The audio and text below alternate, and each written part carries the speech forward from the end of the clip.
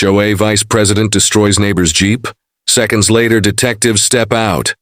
What started as another day of enforcing rules turns into a nightmare. The woman who ruled the neighborhood is now surrounded by cops, cameras, and betrayal. In Clearwater Shores, justice isn't served by law.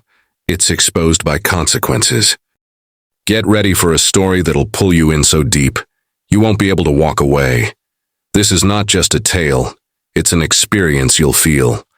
So before we begin, hit subscribe to Black Battles, where every story hits harder than truth itself. The morning sun rested gently over Silver Pine Estates, that quiet slice of suburbia, where lawns were trimmed like velvet carpets and mailboxes stood at perfect angles. For most residents, Saturdays meant coffee, gardening, or lazy conversations by the driveway. But for Margaret Lawson, vice president of the Homeowners Association, it was inspection day, the day she made sure her neighborhood stayed flawless. Margaret believed order was love. To her, the HOA rules were not suggestions. They were a promise that nothing ugly, careless, or out of place would ever creep into Silver Pine. Her clipboard was always under her arm, her stride precise. People respected her, or rather feared the polite warnings that came neatly printed on HOA stationery. That morning, she noticed it the moment she turned onto Elm Drive. A black pickup truck parked crooked near the cul-de-sac. Dust lined the windows, and a faint rust stain dripped along the bumper. A heavy silver lock clamped the retirere, like a scar on the community's perfection. She frowned. "Abandoned," she murmured, snapping a photo for the report. But as she zoomed in, her irritation turned into resolve. That lock, that truck, that carelessness, it all screamed neglect. And neglect in her eyes was contagious. She pulled out her phone, checked the HOA code, and nodded to herself. Unauthorized storage of inoperable vehicles. Subject to immediate corrective action. Her gaze hardened. Then corrective action it shall be. Margaret returned home, grabbed her gardening shears, solid, heavy, sharp, and marched back toward the pickup. The air was still, thick with the scent of trimmed grass and sun-warmed asphalt. Birds chirped somewhere above, oblivious to the storm about to break in their quiet street. She crouched by the tire, pressed the cold metal jaws of the shears against the lock, and hesitated only for a breath. In that pause, a faint voice of reason whispered, "Maybe this isn't yours to handle." But Margaret silenced it. She was vice president of the board. She was protecting standards. She was protecting Silver Pine, then snap! The lock cracked open. The sound was sharper than she expected, echoing off the stucco walls of nearby houses. She smiled with a strange sense of victory, unaware that two sets of eyes were watching her from inside a beige surveillance van parked half a block away. Inside the van sat Detective Ralph Denning and his partner, Officer Maria Torres, members of a multi-agency task force investigating a series of thefts connected to that very pickup. For 3 days they'd kept it under watch, waiting for the suspect to return. When Margaret appeared, clipboard in hand, they assumed she was a bystander. When she cut the lock, their disbelief froze into alarm. "Tell me she didn't just compromise the evidence," Maria whispered, lowering her binoculars. Ralph rubbed his temples. "Oh, she did." By the time they stepped out of the van, Margaret had already tossed the broken lock into a trash bag and was wiping her hands like a job well done. The hum of their engine caught her attention. She turned, startled, as the two officers approached, plain clothes, badges ready. "Ma'am," Ralph called firmly, "step away from the vehicle." Margaret blinked, confused. "Excuse me?" "Step away from the truck, please." She straightened her back, her tone switching to authority. "I'm Margaret Lawson, vice president of the Silver Pine HOA. This vehicle was abandoned. I've handled the issue." Maria exchanged a quick glance with her partner. "You've handled evidence from an active investigation," she replied. "This vehicle is part of a law enforcement operation." The color drained from Margaret's face. "Evidence?" she repeated, voice shrinking. "That can't be right. It's just a violation." Neighbors began peeking from windows, drawn by the unfamiliar sight of police in their immaculate street. A dog barked, someone whispered, and phones were lifted discreetly to record. Ralph sighed. "Ma'am, I'm going to need you to explain exactly what you did. I cut the lock. It was unsightly. It didn't belong there." Her voice quivered between indignation and fear. "That unsightly lock," he said, was part of an undercover sting. You just interfered with a federal operation. The words hit her like cold rain. Her mouth opened, but no sound followed. The shears slipped from her fingers and clattered to the ground. Across the street, Ethan Brooks stepped out of his house. Tall, broad-shouldered, with years of quiet discipline in his posture, Ethan had lived in Silver Pine for 7 years. He'd worked hard for that truck, his pride, his symbol of independence. When he saw 2 officers standing near it and Margaret beside them, realization dawned in a slow, burning wave. He had dealt with her before. Letters about mailbox colors, reminders about trash can placement, warnings about leaving his tools outside. Always polite, always signed Margaret Lawson, HOA Vice President. But this time she had crossed a line. "Is there a problem?" he called out, voice steady. Ralph turned. "Sir, is this your vehicle?" "Yes." Ethan's eyes darted to the snapped lock lying on the ground. "And that's my property she just destroyed." A ripple of murmurs spread through the watching neighbors. Margaret's throat tightened as Ethan walked closer, his expression controlled but unreadable. "You cut my lock," he said quietly, almost to himself. "I was enforcing community standards," Margaret replied, trying to regain composure. "Community standards?" Ethan's voice rose slightly, calm, cracking into disbelief. "Vandalized my property because it didn't fit your idea of perfect?" Before she could answer, Ralph stepped between them. "All right, let's all take a breath." But the breath wouldn't come. For Margaret, the world had stopped in the space between righteousness and ruin. The camera on someone's phone blinked red, capturing the moment that would later flood neighborhood chat groups and online forums. And as the crowd gathered under the bright suburban sun, the woman who had spent years enforcing rules realized she had just broken one far greater. The lock she cut had opened more than a chain.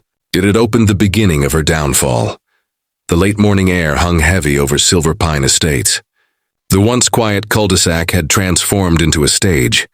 Neighbors stepping out onto porches, phones raised, whispers spreading faster than the wind that rustled through the maple trees. At the center of it all stood Margaret Lawson, still clutching her clipboard like a shield, facing 2 undercover officers who looked far less amused than she expected. Her confidence was slipping layer by layer as the weight of their words began to sink in. "I didn't know," she stammered. "I thought the vehicle was abandoned." "No one reported it." Detective Ralph Denning's expression remained unreadable. "We didn't report it, ma'am, because it was part of an active surveillance operation." That lock was there for a reason. The words cut through her composure like a blade. Behind her, a few neighbors exchanged uneasy glances, sensing that this was more than just another HOA misunderstanding. Ralph's partner, Officer Maria Torres, stepped forward. "Do you realize that tampering with a vehicle under investigation can be considered obstruction?" Margaret's lips parted, but the sound that came out was faint, defensive, desperate. "I was doing my job, protecting property values, keeping our neighborhood safe.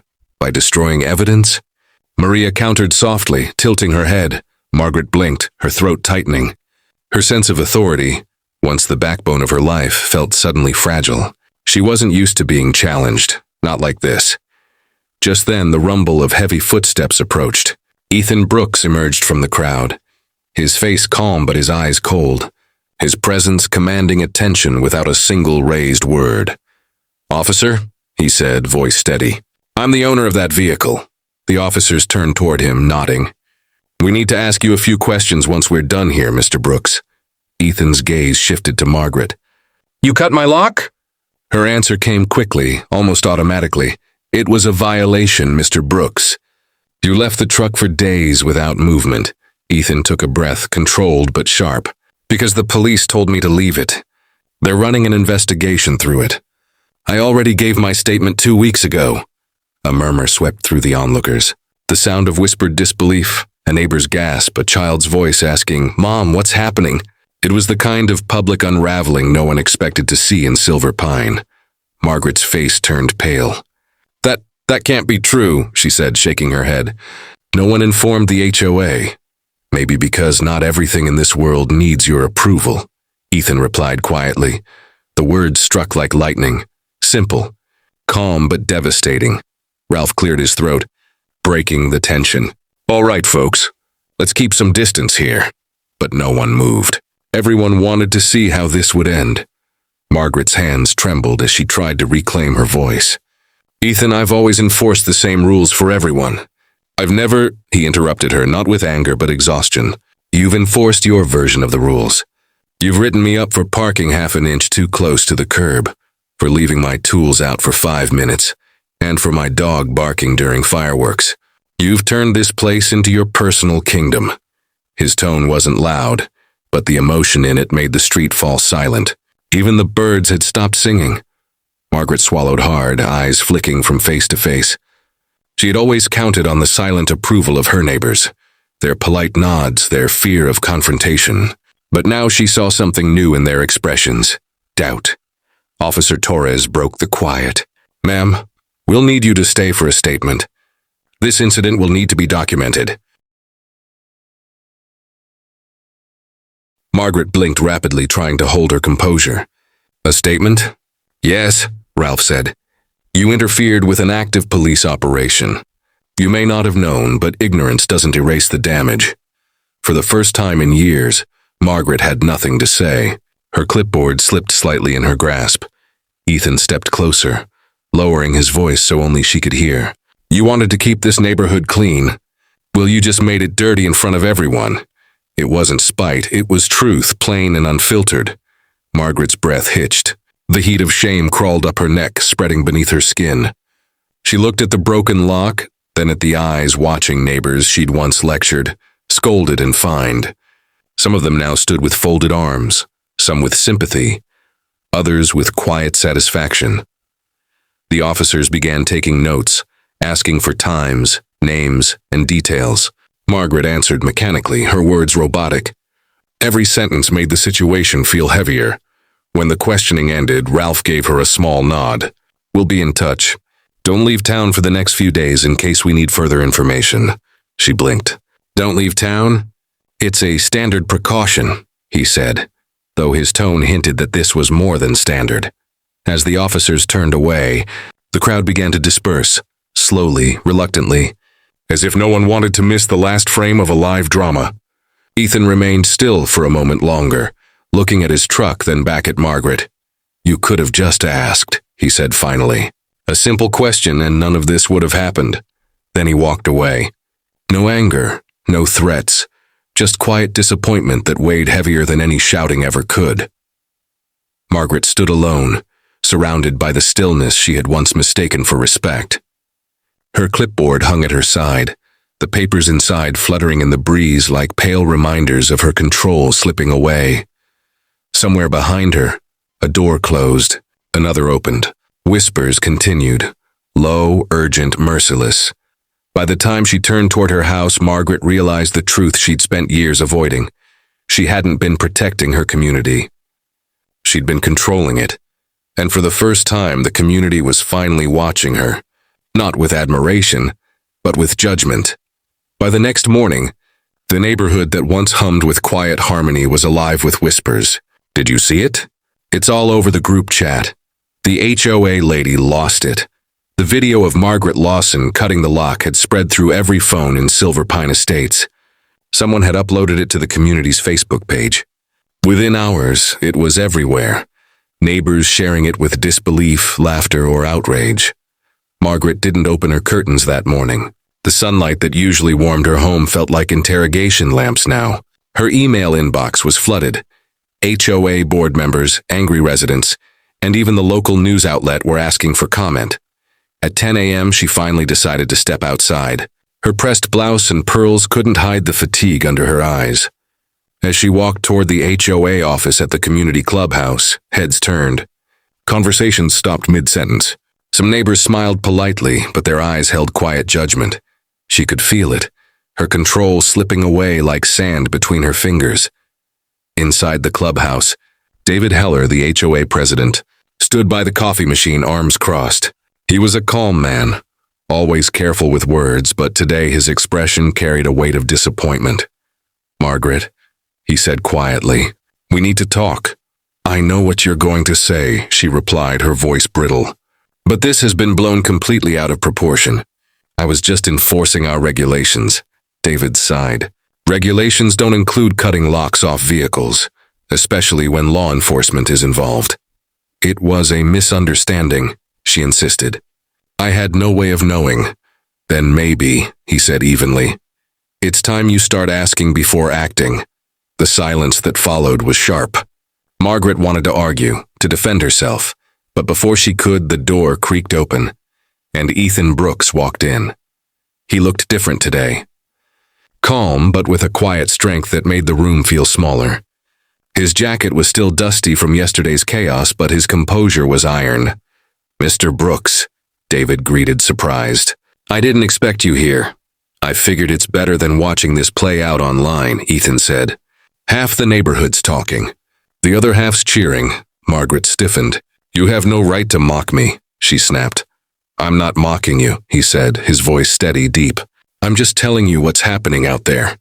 People are scared to speak up. But they've all got stories, Margaret. And I'm just the one who finally caught you on camera. Her lips tightened. Stories? Of what, enforcing standards? No, Ethan replied. Of harassment. Of you standing outside their homes with a clipboard at 6 a.m. because someone left a trash bin visible. Of people paying fines they didn't deserve because they were too afraid to argue. David tried to interject, but Ethan's tone carried too much quiet truth to stop. You think you were protecting Silver Pine, he continued, but you were protecting your own pride. You've treated this place like a kingdom, and everyone else like subjects. Margaret's throat burned. I was doing my duty, she said, her voice trembling. Then maybe it's time you learn what duty really looks like, Ethan said. You want to talk about community standards? How about dignity? Respect, humanity? His words hit her harder than she expected. They weren't cruel, but they stripped away every layer of excuse she'd built around herself. David exhaled slowly, looking between them. All right, he said. We'll handle this through the board. Margaret, there'll be an emergency session tonight. You will have a chance to explain yourself. She nodded stiffly, then gathered her bag. As she moved toward the door, Ethan's voice followed her, soft but sharp enough to leave a mark. You could have just talked to me, he said. A conversation would have fixed what your scissors destroyed. She paused but didn't turn back. The door closed behind her with a hollow click. Outside, the sun had climbed high, but the air felt heavy. The same neighbors who once greeted her with nods now avoided her gaze. A few whispered as she passed. Margaret clenched her jaw, walking faster, heels striking against the pavement like a drumbeat of defiance. But deep down, something inside her began to crack. The certainty, the righteousness, the belief that she was always right. By late afternoon, she sat at her kitchen table, hands wrapped around a cold cup of coffee, staring at the HOA's email thread on her laptop. Dozens of residents had written in, some demanding her resignation, others recounting stories of her overreach. She fined me for a garden statue. She made me repaint my mailbox twice. She yelled at my son for leaving his bike outside. Every message felt like a slap. Each one peeled away another layer of the image she had so carefully built. The perfect enforcer. The guardian of order. For the first time, Margaret wondered if they were right. Her phone buzzed. A notification from the neighborhood Facebook group. A new post at the top read, HOA Vice President cuts lock on police vehicle. Full video. Posted by Ethan Brooks. Her breath caught in her chest. The video had already reached over 4,000 views, shared across local forums and even a few news blogs. The caption underneath burned like a verdict. Sometimes the rules aren't the problem. The people enforcing them are. Margaret's hand trembled as she set down her phone. The faces of neighbors replayed in her mind, staring, judging, whispering. She had always believed fear was a form of respect, but now she understood it wasn't. It was a distance, isolation. And as evening crept in and the HOA meeting drew closer, Margaret Lawson, once the voice of authority in Silver Pine Estates, found herself rehearsing excuses not to defend her actions, but to defend the person she thought she was. By Sunday morning, Silver Pine Estates no longer felt like the quiet, picture-perfect neighborhood it once was. Something invisible hung in the air, a current of unease, of whispers traded over hedges and text messages. The video of Margaret Lawson cutting the lock had done more than just go viral. It had cracked the mask of calm the community had worn for years. Neighbors who once smiled politely now eyed one another with hesitation, unsure who was on whose side. The HOA's emergency meeting, scheduled for that evening, had become the most anticipated event in the neighborhood's history. Margaret sat in her living room, curtains drawn, scrolling through the comments on the local Facebook group. The words stung like tiny knives. She finally got what she deserved. That woman's been terrorizing this neighborhood for years. Honestly, I feel bad for her. She's losing her mind. For every post condemning her, there was one defending her. Loyal supporters who saw her as the gatekeeper of order. Say what you want, but Margaret kept this place beautiful. If she didn't do it, who would? Ethan just wants attention. It was a war of words, and she was at the center, a figure both feared and pitied.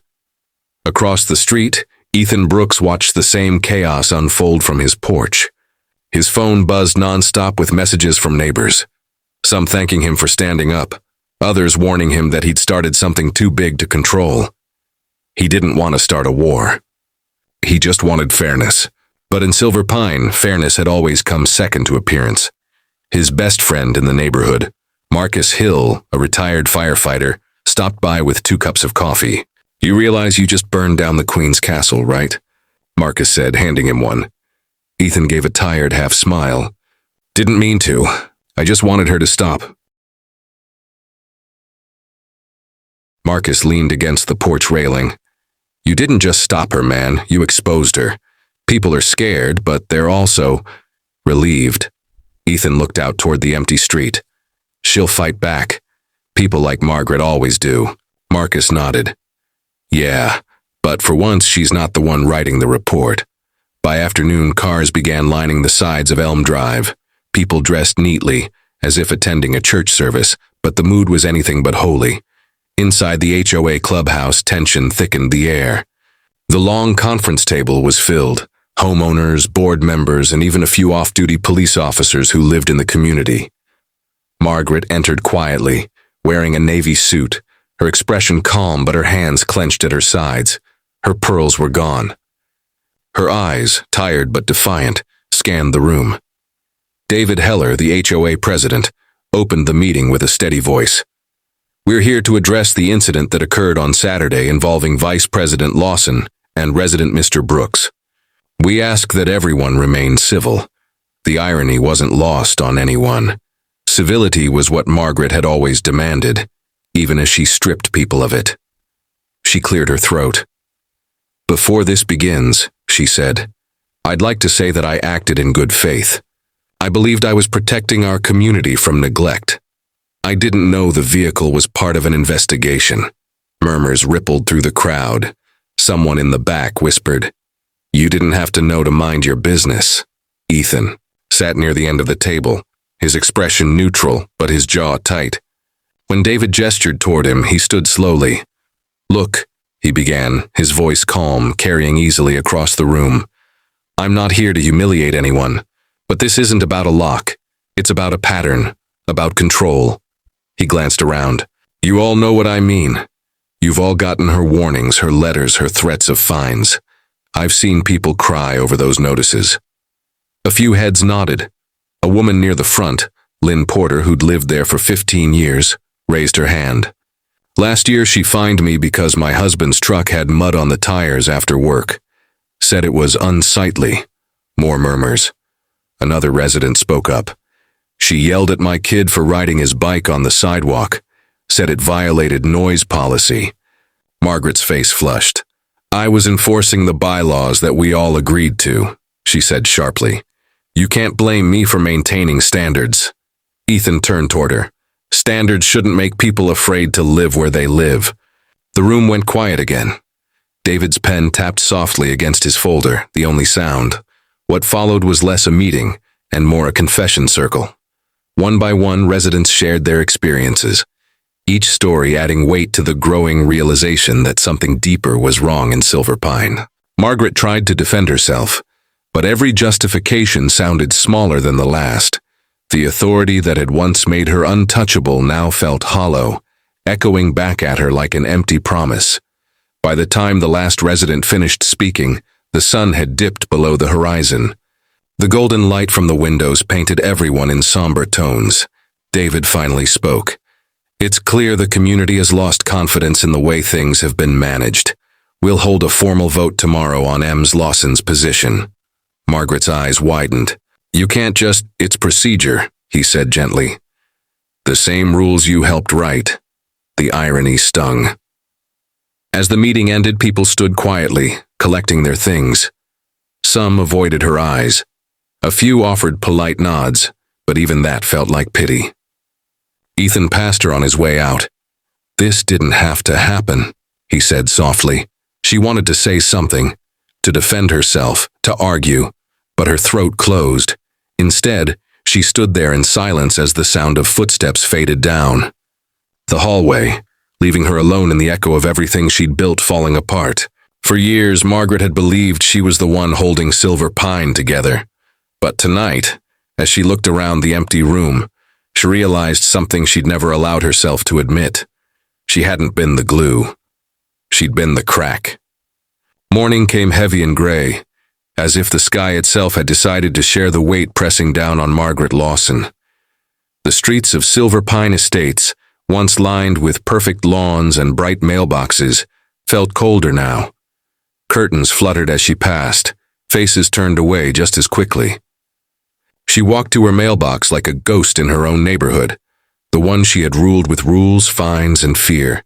Her name, once synonymous with order, now carried a whisper of disgrace. Inside the box lay a single envelope stamped, Urgent, HOA Board Decision. Her fingers trembled as she opened it. The board has voted 6-1 in favor of your removal as Vice President of the Silver Pine Estates Homeowners Association, effective immediately. The letter fell from her hand. The same rules she'd enforced had now expelled her. The bylaws, she memorized line by line, had turned against her. Cold, mechanical, merciless. She sat on the curb staring at the asphalt, her reflection caught in a puddle of rainwater. For years she had fought to keep the neighborhood perfect. And yet now, perfection was the very thing that had destroyed her. Across the street, Ethan Brooks watched from his kitchen window. His Jeep sat in the driveway, fixed, clean, a symbol of quiet defiance. He didn't feel victorious. Not really. When Margaret's lock-cutting video had surfaced online, it had exploded far beyond Silver Pine. The local paper ran the headline, HOA Vice President Caught Damaging Vehicle Under Police Surveillance. It was humiliating, but not just for her, for the entire community. Ethan sighed, sipping his coffee. He had wanted accountability, not ruin. But once a story escapes into the world, you can't control how far it runs. His phone buzzed, a text from Detective Ralph Denning, the same officer who'd been watching the Jeep that day. Need to confirm your statement this afternoon. Possible obstruction and property damage charges proceeding. Ethan hesitated, staring at the message. It felt strange, testifying against a woman who had lived just across the street for 7 years. A woman who, for all her harshness, had once handed out cookies at Christmas and organized charity drives. He typed back, "I'll be there." By noon, the tension in Silver Pine reached a breaking point.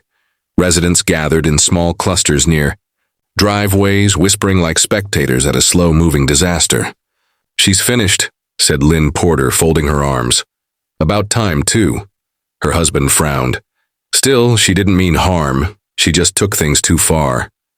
"Too far is cutting someone's lock with cops watching," Lynn said. She embarrassed everyone here. The conversation wasn't unique. The same debate rippled from yard to yard. Sympathy versus resentment, pity versus satisfaction. Silver Pine wasn't just judging Margaret, it was judging itself. Meanwhile, inside her house, Margaret stared at the letter on her dining table. The walls felt tighter somehow, the air heavier. She'd spent years filling this home with order, picture frames perfectly aligned, books categorized by subject, everything labeled and controlled. Now it all seemed meaningless. The doorbell rang. She opened it to find Detective Denning standing there, calm but stern, holding a file in his hand. "Mrs. Lawson," he said politely, "I wanted to speak with you about the incident involving Mr. Brooks's vehicle." She stepped aside silently. He remained professional but firm. Your actions interfered with an ongoing operation. The Jeep was under surveillance in connection with a smuggling investigation. Cutting the lock could have compromised evidence. Margaret swallowed hard. I didn't know. I thought the vehicle was abandoned. I understand, Denning said, but intent doesn't erase interference. Her voice trembled. Are you pressing charges? That's not my decision, he replied, but I will be submitting my report to the district attorney. He paused, his tone softening. Mrs. Lawson, I've read through the neighborhood reports. You're a woman who likes control. Maybe this is life's way of reminding you that some things can't be controlled. He left her standing there, silent and shaking. That evening, the HOA clubhouse lights were on again, this time without her inside. David Heller presided over a meeting to restructure the board, while residents filled the room with nervous optimism. There was laughter, relief, even a few apologies exchanged among neighbors who hadn't spoken in years. Ethan arrived late, taking a seat near the back. He didn't want attention, but people turned to look at him anyway. He was no longer just the man with the Jeep. He was the man who'd stood up to Margaret Lawson. David addressed the room. We've learned something important this week, he said. Rules matter, but so does compassion. From now on, this board will enforce balance, not fear. Applause rippled through the crowd. Ethan smiled faintly. For the first time since moving to Silver Pine, he felt like he truly belonged. Across the street, Margaret sat in her dark living room, the faint glow of the television painting her face in shades of blue. The sound was low, a local news anchor discussing the HOA scandal. Former Vice President of Silver Pine Estates, under investigation for interference with law enforcement. Her name again. Her reputation, once spotless, is now publicly dissected. She turned off the TV. Silence filled the room, broken only by the hum of the refrigerator. Then, from outside, she heard laughter, faint but real, drifting from the direction of the clubhouse. The same people who once feared her were now free. Tears welled in her eyes, but she refused to let them fall. She straightened her back, even in the dark. If she was going to lose everything, she would at least keep her dignity.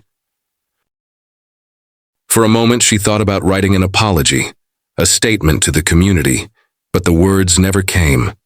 Instead, she picked up her phone and opened a blank email draft. Her fingers hovered above the screen, then she stopped. Deleted it. She looked out the window at the street she'd once ruled, whispering softly to herself, I built this place, but maybe it's better without me. The rain began to fall again, washing the streets clean, of dust, of judgment, of the remnants of her control. 3 days after her removal from the HOA board, Margaret Lawson awoke to the sound of her doorbell echoing through the house like a verdict. The morning light crept through her blinds, thin and unforgiving.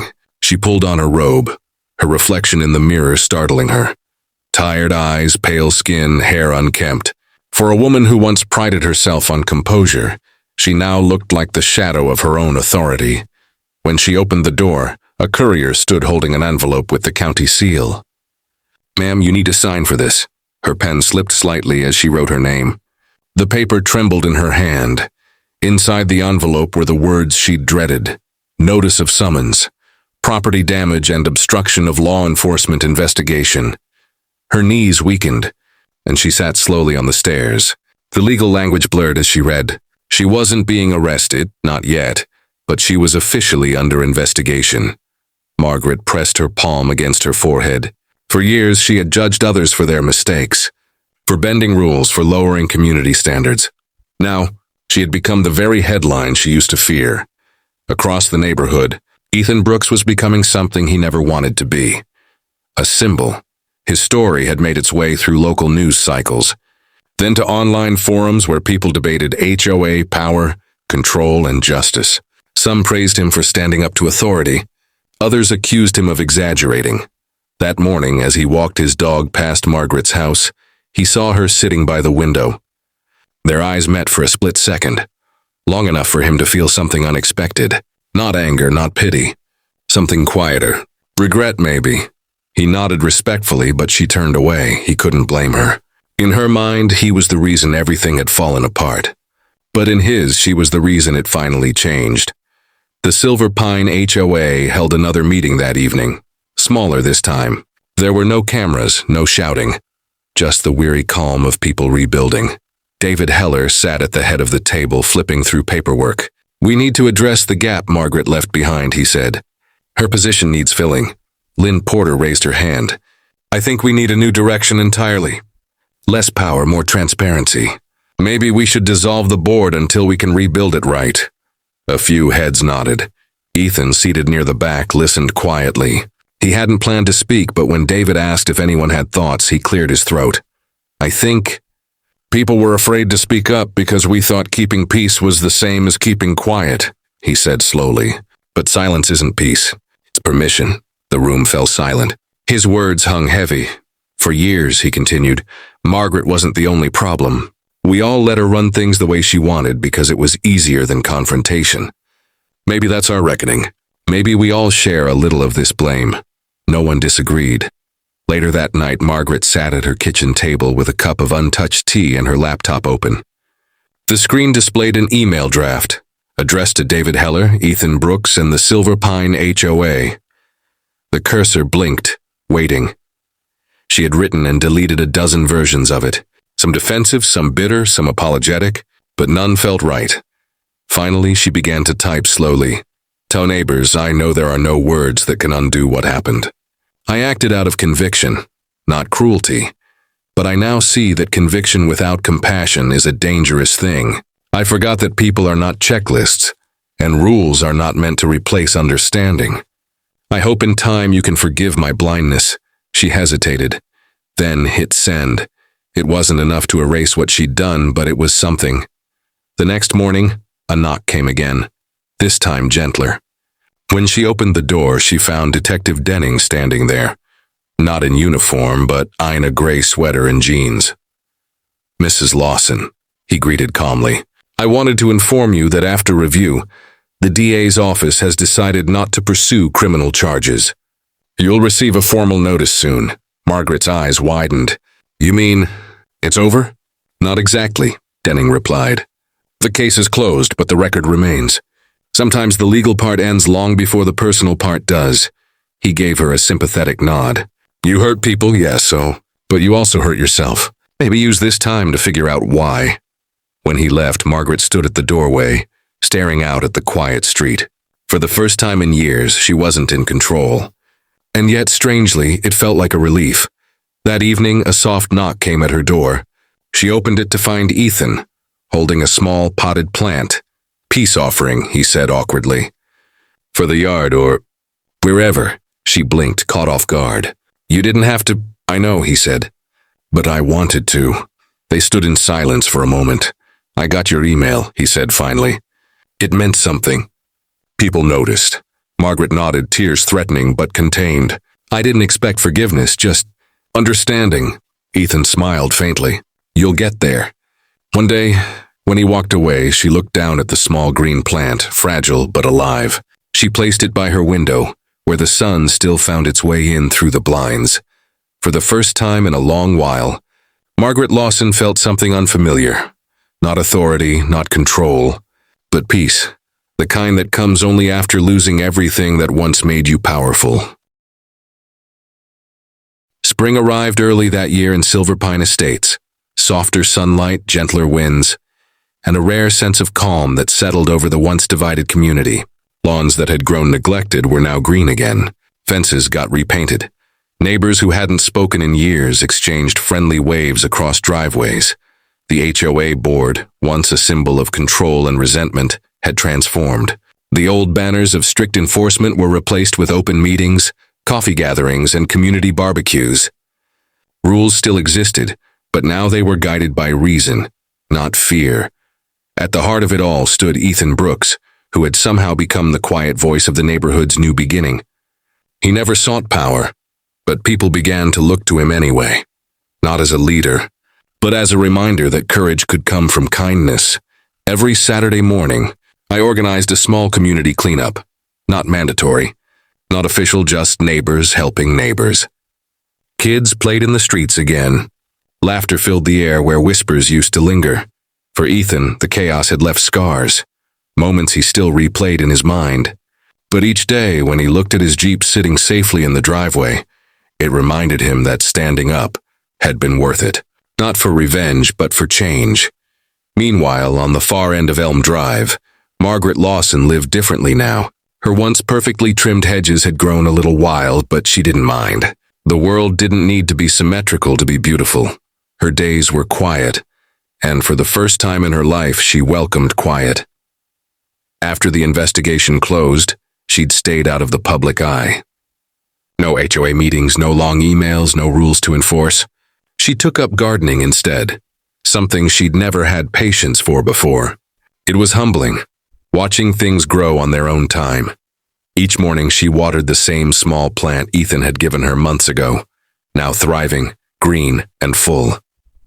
She'd placed it by her kitchen window, where sunlight touched it first thing every morning. It reminded her of something she'd almost forgotten, that growth doesn't come from control. It comes from care. One afternoon, she received a letter in the mail. The handwriting was unfamiliar, careful, and deliberate. Inside was a note from Lynn Porter, the neighbor who had once criticized her the most. "Margaret, we're organizing a community day next week. Food, music, a fresh start. I know it's been hard, but I hope you'll come. Everyone deserves a chance to be part of the new beginning." Margaret held the note for a long time. A few months earlier, she would have thrown it away, too proud to face the people who once admired her. But now, she wasn't the same woman. That night, she stood by her window and watched the streetlights glow softly across the road. Children were riding bikes, adults chatting on porches, and laughter carried through the air. Silver Pine was alive again, and maybe, just maybe, she could be part of that life again. The following Saturday, the community gathered on the clubhouse lawn. Tables were lined with homemade dishes, coolers filled with lemonade, and music playing from a small speaker. It wasn't fancy, but it was real. When Margaret arrived, a few heads turned. The crowd went quiet for a moment. Then Ethan, standing near the grill, saw her. Without hesitation, he smiled and waved her over. "Glad you came," he said warmly. Margaret smiled back, a small, genuine smile that softened her entire face. "I wasn't sure if I'd be welcome." "You're part of this place," he said. "Always were." It wasn't forgiveness she felt at that moment, it was acceptance. And it was enough. They stood side by side, watching children play tag on the grass. Music drifted on the wind. Laughter replaced the sound of judgment. Margaret looked around at the people she had once seen as residents under her rule. Now simply neighbors, human and imperfect. "It's strange," she said softly. "For the first time, I feel like I actually live here." Ethan glanced at her. "That's because now you do." As the sun began to set, painting the sky in gold and rose, the crowd gathered to take a photo, a symbol of their new start. Everyone squeezed together, smiling awkwardly, laughing at the chaos of trying to fit into one frame.